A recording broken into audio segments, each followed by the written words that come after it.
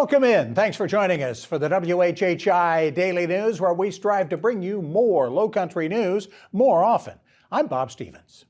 It is not restaurant week anymore, but Beaufort County's council has an interesting menu of options to consider for the next step in the Highway 278 corridor project. The State Department of Transportation has put 6 items on a menu for the county to consider, ranging on the cheaper end from just letting the department replace that one 2-lane eastbound bridge from the mainland to Pinckney Island at the cost of over $88 million. While now on the other end of the menu is the cost for the original 3-lane in each direction with a bike and pedestrian lane option. That cost has now risen to an expected $466 million.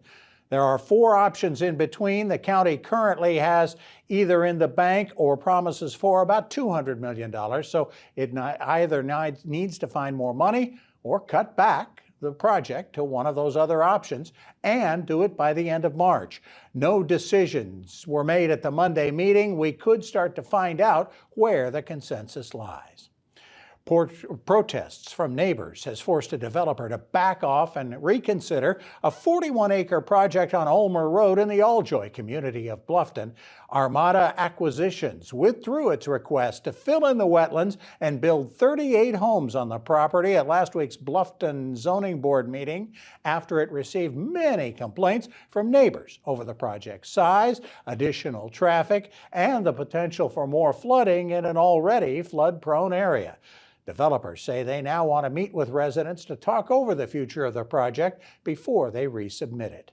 And good news for residents of Port Royal who would rather not have more residents. A few acres at the edge of the town's salt marsh at the intersection of the Beaufort River and Battery Creek are going to remain green space and not be developed into home sites. The land is sandwiched between the marsh and Sands Beach Road on the way to the beach.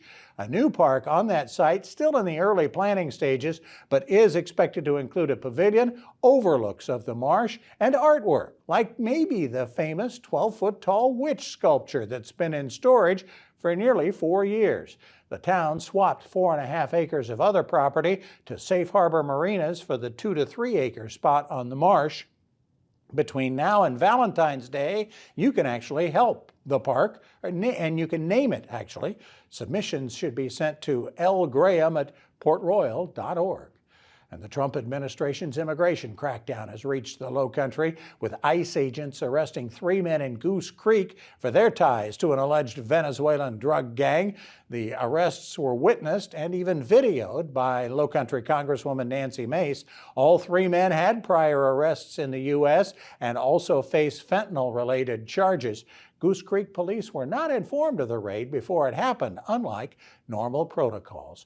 And more negative proof that our Lowcountry paradise is attracting more transplants and visitors is the collection of police reports of car break-ins, even during the supposedly quieter winter season. The Island Packet reporting that thieves broke into more than 24 vehicles in the last couple of weeks. Most of the cars broken into were unlocked. More popular crime scenes recently: Moss Creek Plantation on the mainland, the Dillon Road and Wood Lake areas of northern Hilton Head Island. Very few of the thefts have been even caught on surveillance cameras. No arrests have been made. The volume of break-ins more typical of busy summer months. Thieves are taking cash and credit cards and also guns, which obviously gets the attention of law enforcement. For more details on these and other Lowcountry stories, we invite you to visit the sources listed on your screen. We're going to be talking sports a little later on with Justin Jarrett and get an update on local action. But coming up next, we're going to talk with Joe Monmonier, the athletic director at Hilton Head High.